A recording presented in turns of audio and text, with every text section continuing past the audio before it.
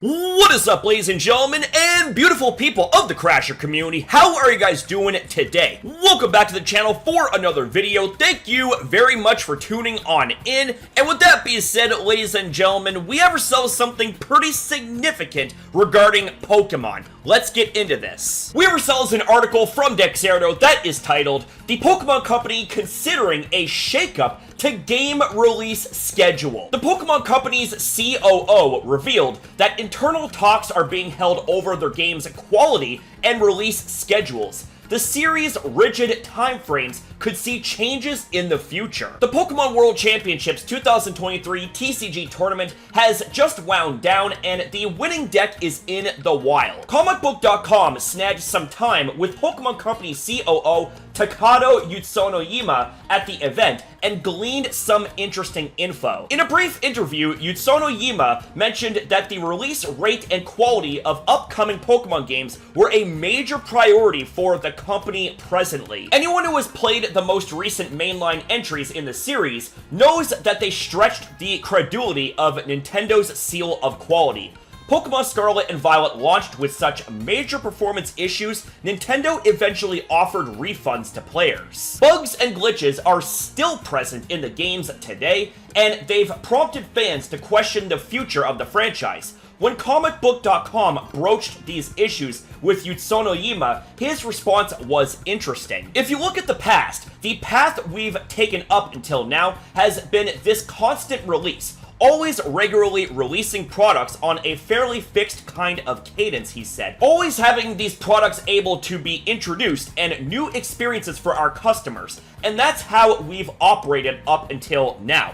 I think we're still operating in that way, but there's more and more conversations as the development environments change about how we can continue to do this, while making sure that we're ensuring really quality products are also being introduced, Utsunoyama finished. Utsunoyama's comments about how things have been done up until now raises some questions about whether changes may be made in the future. The franchise's move to open worlds on HD hardware has drastically altered the development of Pokemon games. It's plausible that the Pokemon Company could benefit from allowing Game Freak much more time to polish their titles on the Switch and its successor. While Pokemon Scarlet and Violet were the most successful Nintendo launches in history, there's no telling how long fans will maintain their goodwill towards the franchise. Okay, this is rather interesting that this here comes from one of the higher-ups of the Pokemon Company. I am hoping that these words aren't a ball of hot air and actually have merit to them, especially seeing how Pokemon Scarlet and Violet have had quite the number of issues and still do today. Maybe the Pokemon Company has seen this and realized change is needed.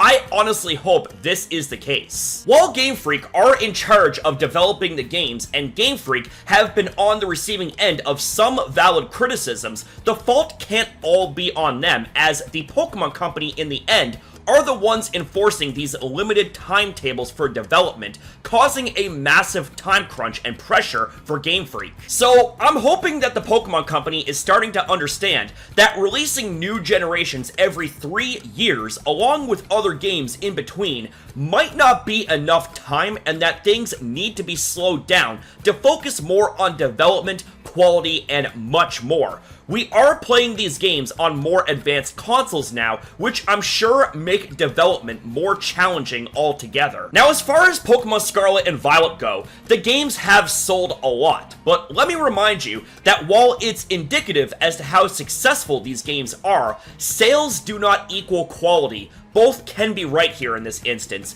McDonald's, as an example, is successful as a fast food place and makes lots of sales, but their food isn't quality. So I'm hoping these words here might restore some faith in the Pokemon fans and communities, as Pokemon fans that pay out good, hard-earned money do deserve quality games. But what do you think about this? Does this perhaps give you more hope for Pokemon and their future? Or do you think this is just word salad being tossed at us? Whatever your thoughts and opinions happen to be, ladies and gentlemen, I'd love to hear you guys out in the comments down below. And that's it for the video, ladies and gentlemen. Thank you guys very much for watching. Thank you for your time as well in viewing this video. Have yourself a damn good one, you beautiful people. Be kind to yourself, be kind to others, and I'll see you guys next time.